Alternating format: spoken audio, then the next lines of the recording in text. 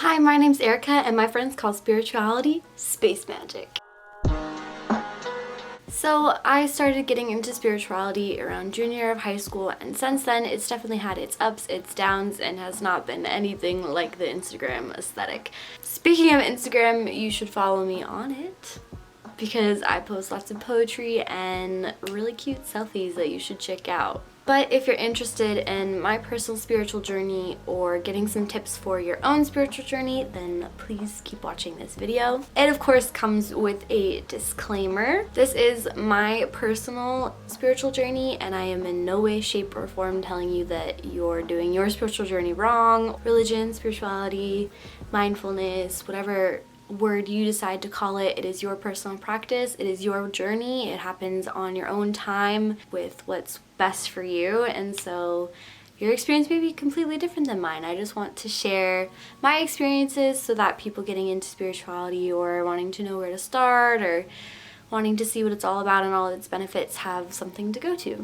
Chapter 1, how it started. So I actually made this video like a super long time ago, but it's cringeworthy now, so that's why I'm remaking it. I'm gonna cut the first long story super short. I had toxic friends in high school that were judgmental and not the most supportive. They were always trying to change who I was so I could fit in and be more popular and all that stuff.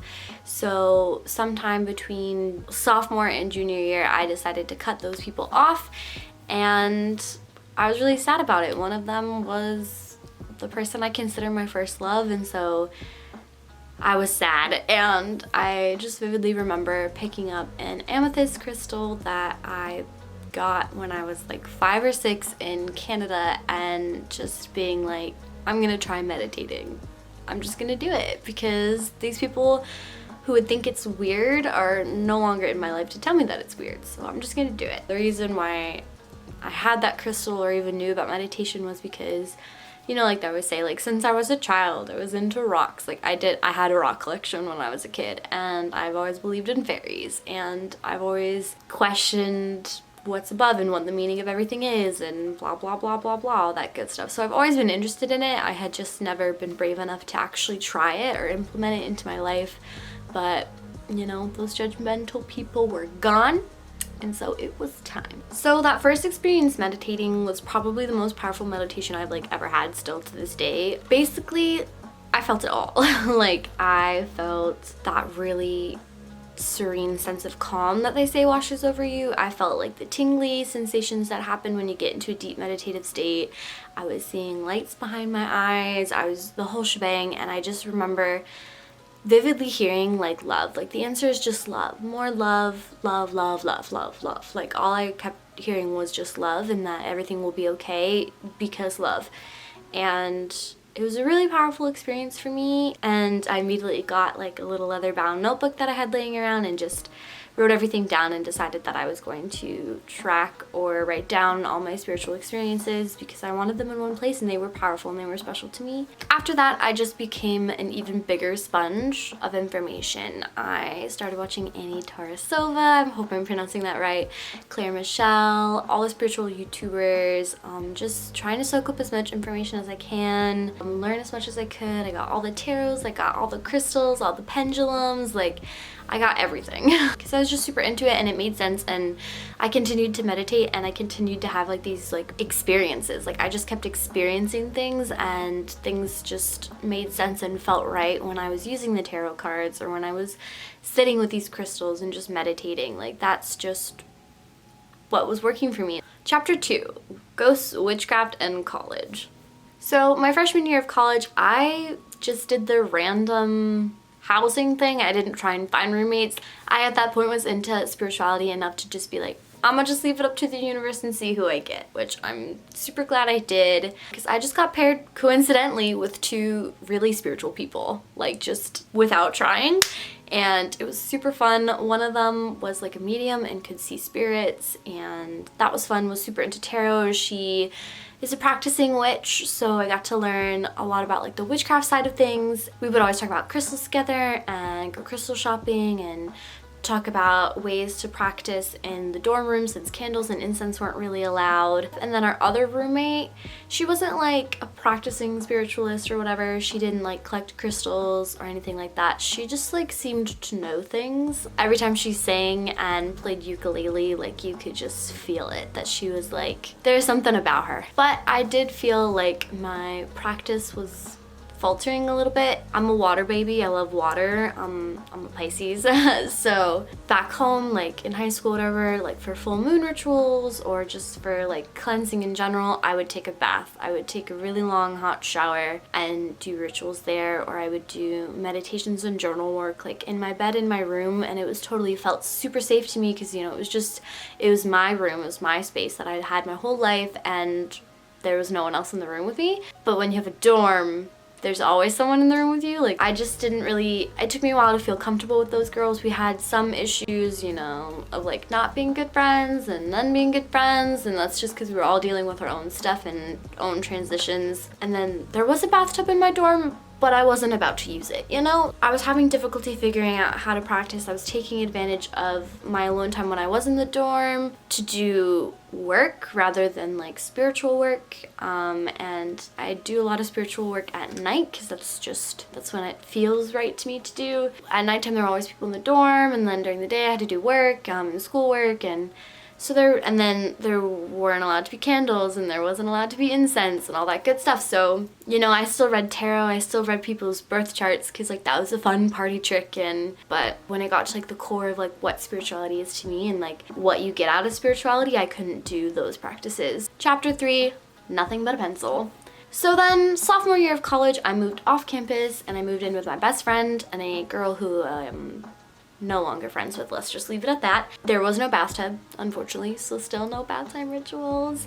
But I did have my own room with a door to shut, and so I did feel more safe to practice. You know, since one of them was my best friend, I could literally just be like, yo, I'm gonna go meditate, like, please don't bother me, and she'd leave me alone. And the other roommate was just always out of the house. I had a lot of alone time to just be able to feel like I could practice safely, I could use candles again, and it did feel like it was my own space with my own energy, and it wasn't other people's energy in the room like influencing anything. Like it was my space, and that's what felt good about it. But still at the same time, I wasn't really taking things like as seriously as I did in high school or practicing as often as I did in high school. I was meditating maybe like once or twice a month instead of like every day like I did in high school, and along with that comes like the whole like, man, like I'm not as spiritual anymore. It comes with like guilt and shame and, oh, I'm not good enough, and then I discovered, wait a second, I'm a writer. Hi, fun fact in case you didn't know, I'm a writer. I love writing, and my entire life, how I've processed emotions and really learned things about myself was through writing. And I learned it through fiction too, like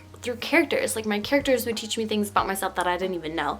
And then I took a nonfiction class. That nonfiction class was magical because it forced me to write personal things that I had never written down, that I realized, you know, in a way it wasn't necessarily spiritual, it was more about like self-healing, but to me spirituality is self-healing.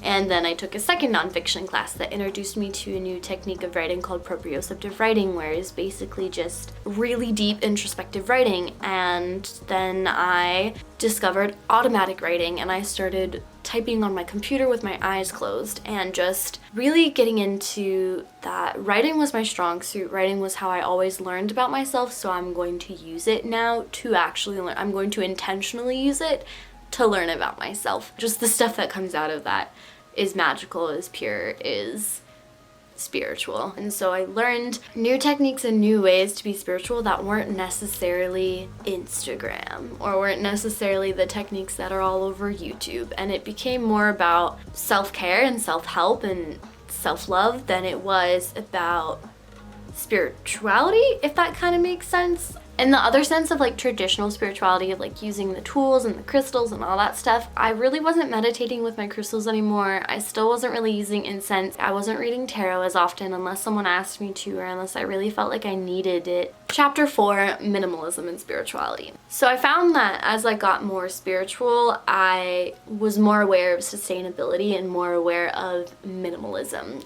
After all that time of not really using tools and stuff and feeling really bad about it, or like not having a necessarily pretty aesthetic to post about. So I realized in that apartment off campus that I didn't need them. Spirituality is about the soul, it's about yourself, it's about self-healing and the self journey internally rather than the external tools that you use to do that. And so I was like, it was never about the crystals. So then I just really got into like, you know what, like, I don't want any of this stuff. Like, I don't want to use it, it doesn't work for me anymore, and so I'm just not going to. I think a lot of the times we get so caught up in Instagram and Tumblr and even YouTube and people telling us how to live our spiritual journey, and like, I meditate with crystals every day in this vlog and I do rituals and all that stuff to make my witchcraft stronger and all that stuff. Like, it's just I'm done with it. I'm just like, you know what, can we just go back to bare bones? Can we just go back to what spirituality really is? And of course I'm not saying like, if you do use crystals, if you do use incense and all that good stuff, that you're wrong and that OMG you should stop.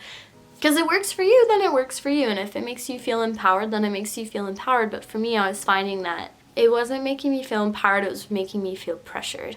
So I kind of took a little bit from minimalism, took a little bit from spirituality and combined them together and came up with something that works for me. Found ways, little ways to practice rituals and to practice spirituality in daily life without having to sit down and do like a whole big ritual, or like, I don't even really keep track of the moon unless it's for my job. I wasn't keeping track and being like, oh, tonight's a full moon, gotta take a full moon cleansing bath. Like, no, if I didn't feel like I needed to be cleansed or release anything during the full moon, then I didn't do it. And if I felt like I needed to be cleansed and release something during the waxing moon or the waning moon or the new moon, I take a bath now when I feel like I need to be cleansed.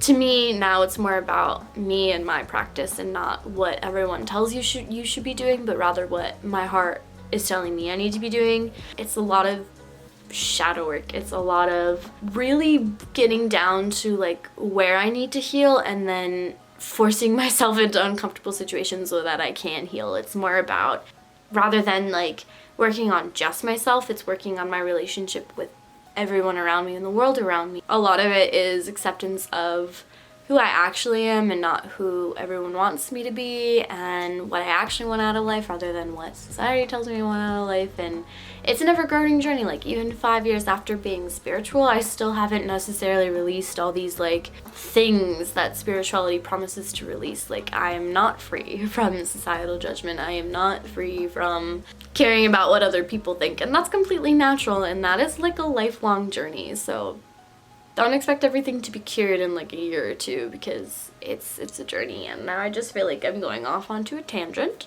So I'm thinking about doing a video on the 5 most important things my spiritual journey has taught me, or that spirituality in general has taught me. So if you want to see that video, leave a like and comment down below, or follow me on Instagram and leave a comment on one of my photos and one of my writings. Subscribe on this channel to see upcoming videos like this one. Remember that your journey is your journey. It happens at your own pace, and I hope you have a lovely, lovely day, because you definitely deserve it.